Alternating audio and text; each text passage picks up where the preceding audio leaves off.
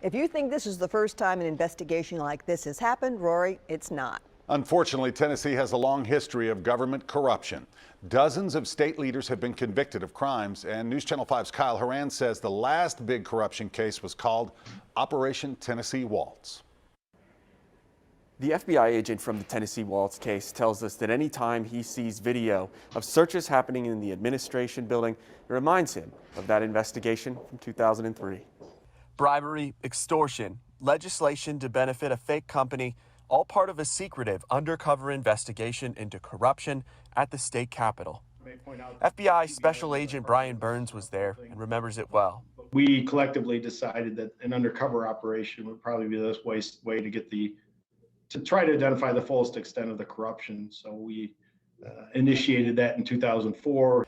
What started as a small case out of Shelby County eventually led investigators to suspect serious corruption at the state capitol. At the time, our own Phil Williams was in the middle of a major investigation into State Senator John Ford, a Democrat out of Memphis. What about the use of campaign funds for your daughter's wedding? The FBI investigation involved setting up a fake company that recycled old electronic equipment to third world countries. But we wanted exclusive legislation that would benefit our undercover company. And in exchange for that, we provided cash bribe payments. Over the course of the multi-year investigation, the FBI gave out about $150,000 in bribes to state lawmakers, including John Ford.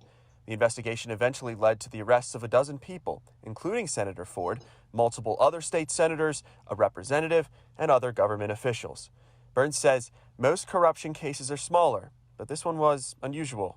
When you have the more systemic, where it's more expansive, those don't come around nearly as often. He says Tennessee has a long history of government corruption that seems to keep happening, including a former governor forced from office for selling pardons. Longtime News Channel 5 political analyst Pat Nolan says these past corruption cases still impact us today. The biggest takeaways going forward were the approval of new state ethics laws and also the creation of a new independent ethics commission for the state.